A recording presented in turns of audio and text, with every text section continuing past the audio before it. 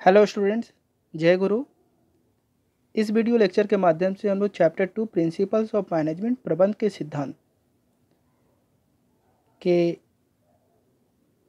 Principles of scientific management and techniques of scientific management given by F W. Taylor, principles of general management given by Henri Fayol.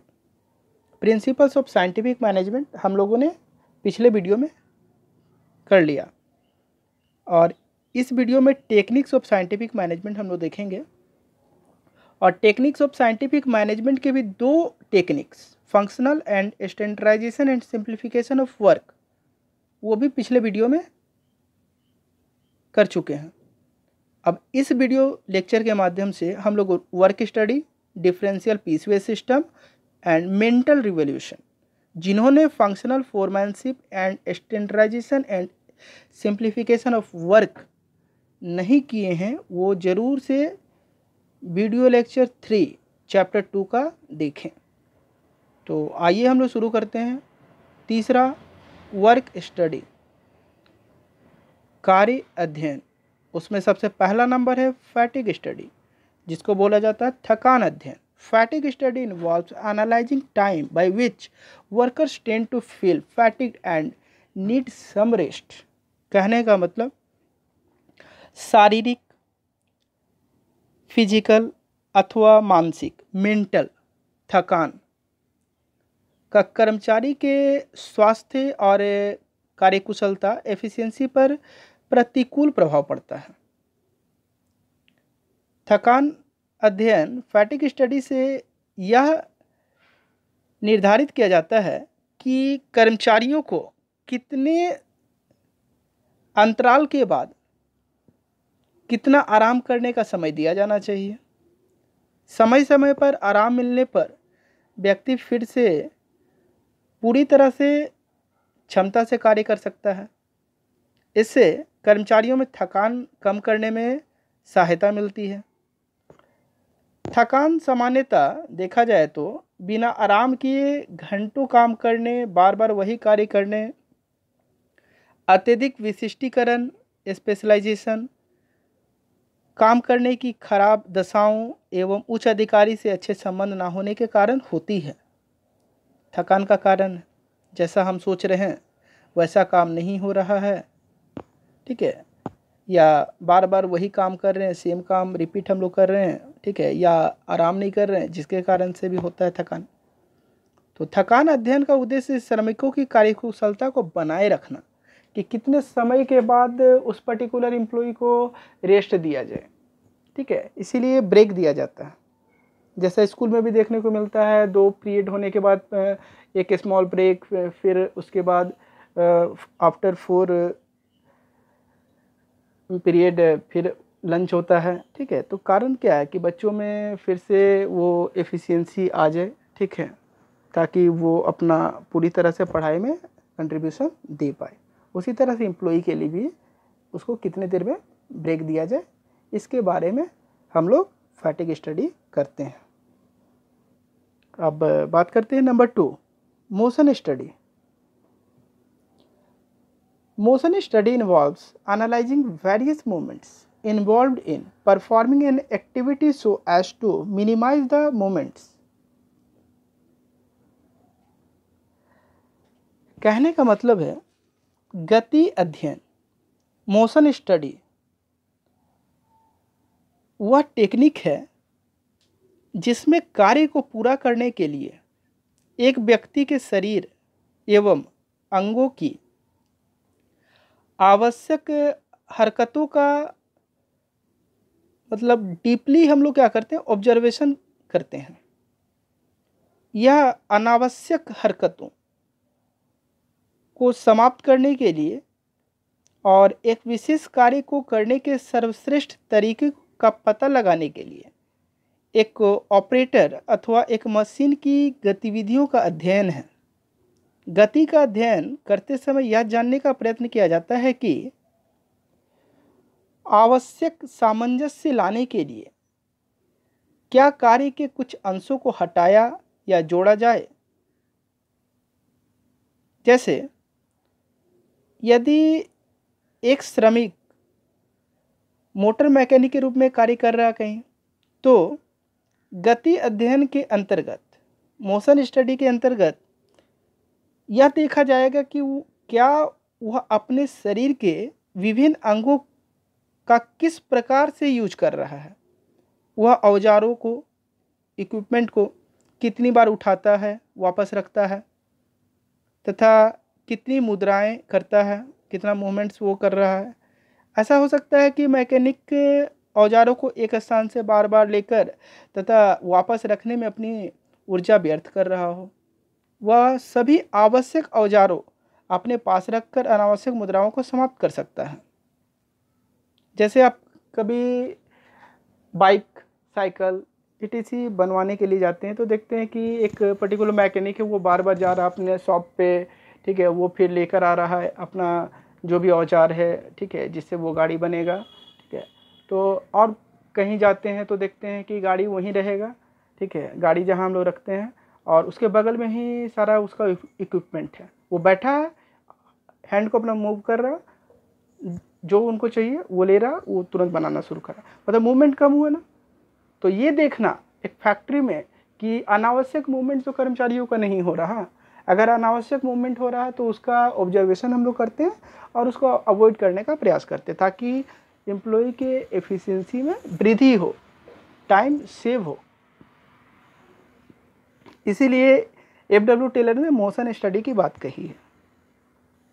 Number 3, time study. Time study is the technique of observing and recording the time required by a worker of reasonable skills and ability to perform each element of the task in a job। कहने का मतलब है समय अध्ययन एक ऐसा तकनीक है जिसका प्रयोग औसत दर्जे का कौशल और योग्यता रखने वाले किसी श्रमिक द्वारा कार्य को पूरा करने में लगने वाले समय को नोट करने और उसका रिकॉर्ड रखने के लिए किया जाता है। टाइम स्टडी के माध्यम से एक व्यक्ति के कार्य में लगने वाले सही समय का निर्धारण किया जाता है।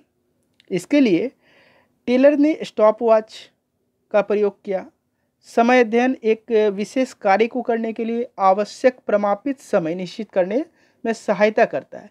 जैसे पर्टिकुलर एक काम कर रहे हैं, मान लेते हैं उसी एग्जाम्पल को दोबारा रिपीट करते हैं हम लोग, साइकिल बनवाने के लिए गए, ठीक है, वहाँ पर 2 मिस्त्री हैं, ठीक है, और वहाँ जो हेड मिस्त्री है, ठीक है, वो ऑब्जर्व करेगा कि क्या साइकिल का जो पंचर बनवाना है उसको बनाने में कितना टाइम लग रहा है।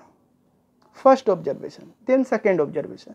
तो एक स्टैंडर्ड टाइम फिक्स कर लिया जाएगा कि पंचर बनाने में 5 मिनट या 10 मिनट लगता है। अगर किसी एम्प्लॉई का फिर 10 मिनट से अधिक लगता है तो फिर उसको बोला जा सकता है 10 मिनट से ज़्यादा क्यों लग रहा है, ठीक है। तो कहने का मतलब है कि इसीलिए एफडब्ल्यू टेलर ने टाइम स्टडी की बात कही कि फैक्ट्री में टाइम स्टडी होना चाहिए ताकि मैक्सिमम आउटपुट आ सके मिनिमम इनपुट पे। नंबर 4 की बात करते हैं, method study. Method study involves analysing various activities with a view to finding out the best possible way of doing a work, जिसको हिंदी में बोलते हैं विधि या कार्य पद्धति अध्ययन। यह जो अध्ययन है किसी विशेष कार्य को करने की सबसे अच्छी विधि का पता लगाने के लिए किया जाता है। किसी भी कार्य को पूरा करने की अनेक विधियां हो सकती हैं, तो टेलर ने एक सुझाव दिया कि कार्य को करने की सर्वश्रेष्ठ विधि का पता लगाया जाना चाहिए। इस अध्ययन का उद्देश्य सामग्रियों को एक स्थान से दूसरे स्थान में ले जाने में लगने वाली दूरी को कम करना, कच्चे माल, रॉ मटेरियल्स व तैयार माल का रखरखाव, परिवहन, निरीक्षण तथा भंडारण में सुधार लाकर लागतों को कम करना तथा सर्वश्रेष्ठ परिणाम प्राप्त करना है। फॉर एग्जाम्पल देखिए, किसी भी कार्य को करने के लिए हमारे पास बहुत सारे मेथड्स होते हैं, तो जो सबसे बेस्ट होगा उसको क्या करना, ढूंढना। Number 4, differential piece-veg system.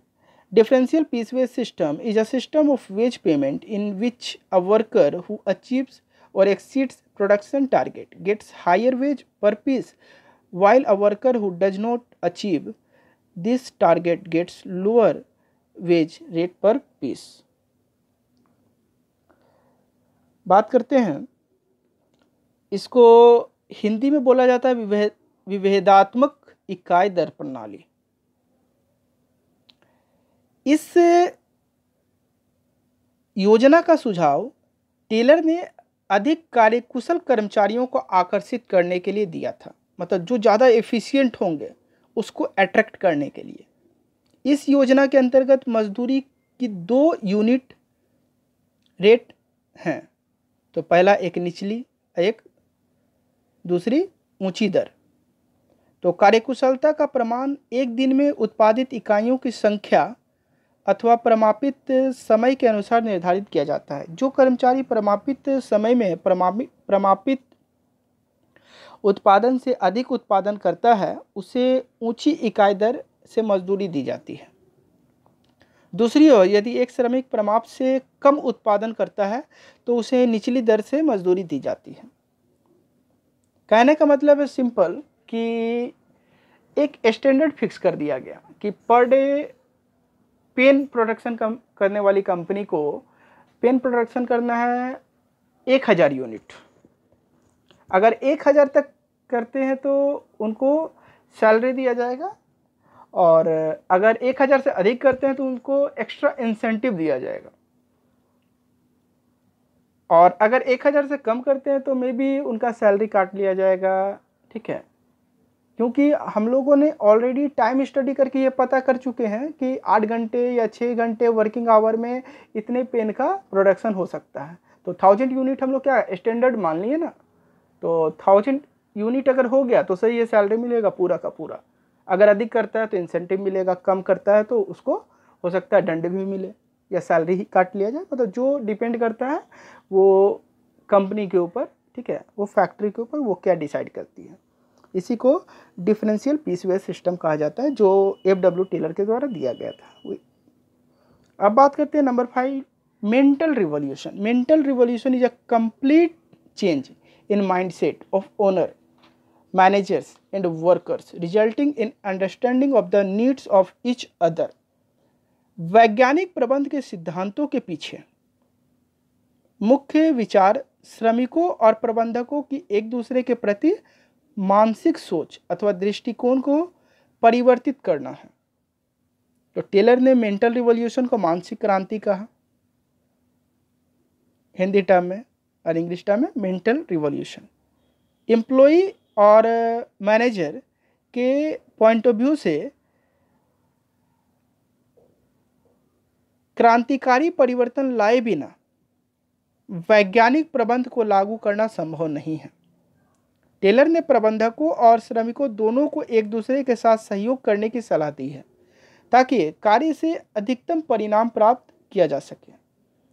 प्रबंधक वर्ग में मानसिक क्रांति, पहला बात करते हैं mental revolution on the part of management. प्रबंधक को उचित लोगों का चुनाव करना चाहिए और उन्हें पर्याप्त प्रशिक्षण देना चाहिए, मीन्स ट्रेनिंग, जिससे उत्पादन की मात्रा और गुणवत्ता में वृद्धि हो। प्रबंधक को श्रमिकों की श्रेष्ठ कार्यकुशलता के लिए मैत्रीपूर्ण कार्यदशाएं उत्पन्न करनी चाहिए तथा श्रमिकों की समस्याओं को वैज्ञानिक तरीके से हल करना चाहिए। दूसरा बात करते हैं तो mental revolution on the part of workers. अभी मैंने बात किया on the part of management, अब वर्कर्स के पॉइंट ऑफ व्यू से कर्मचारियों को भी प्रबंधकों के प्रति अपने दृष्टिकोण में बदलाव लाना चाहिए। उन्हें कमज़ोर नहीं होना चाहिए। दिए गए काम को पूरा करने के लिए उन्हें अनुशासित, निष्ठावान, बिना छल कपट का काम होना चाहिए। उन्हें समय और सामग्री का अपव्यय नहीं करना चाहिए। प्रबंधक और कर्मचारी दोनों को एक दूसरे पर विश्वास करना चाहिए और अधिकतम उत्पादन प्राप्त करने के लिए परस्पर सहयोग करना चाहिए। Thanks for watching.